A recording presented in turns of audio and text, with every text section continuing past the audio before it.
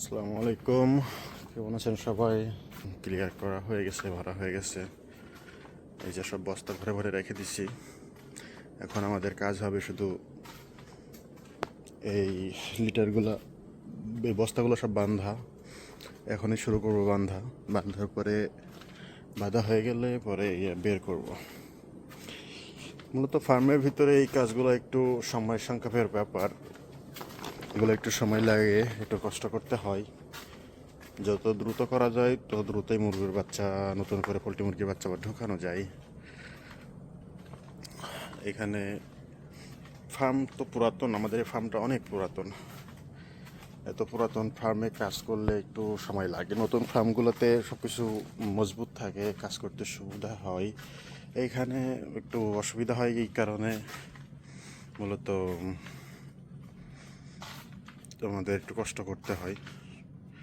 এখানে দেখেন আমাদের যে ফার্মের যে ফ্লোর আছে, এই ফ্লোরটা অনেক ভাঙা, ভাঙা গর্ত। যে এখানে দেখলে বুঝতে পারবেন, এই ভাঙা গর্ত এরকম জায়গায় কাজ করতে গেলে আসলে একটু লেট হয়। আমাদের এত সময় লাগে না, নর্মালি যারা কাজ করে তাদের তো এত সময় লাগার কথা না।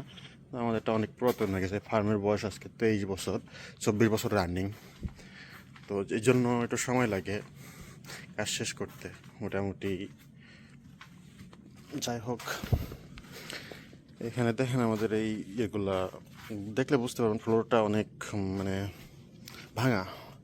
এই ভাঙা জায়গায় কাজ করতে গেলে দ্রুত কাজ করা যায় না।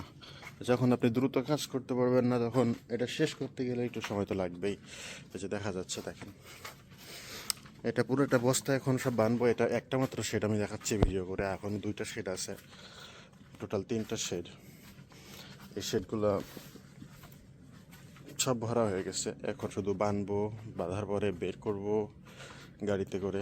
গাড়ি মতলব হলো, এটা হলো এক ধরনের কি বলে এটারে, মোটর সাইকেলের পিছনে বাঁধলে এটাতে সুন্দর মতন বের করা যায়। যাই হোক, বের করে নিয়ে এক সাইডে রেখে দেবো, পরে ওটা আবার বিক্রি হয়ে যাবে। আমাদের রিসেন্টলি কাস্টমার ছিল, এটা বিক্রি অর্ডার ছিল, কিন্তু ওটা ক্যান্সেল হয়ে গেছে, যার কারণে এখন আপাতত কাস্টমার নাই। এই যে আমরা খাবার মুরগি রেখে দিছি। এটা সাইজে 3.5 কেজি 4 কেজি করে হয়ে গেছে ওজন। যেহেতু ওই 3টা মাত্র মুরগি, খাবার পানি দিয়ে রাখছি, একটু ওজন বেশি হয়ে গেছে। যাক, এটা যেহেতু খাবার মুরগি এভাবে থাকুক।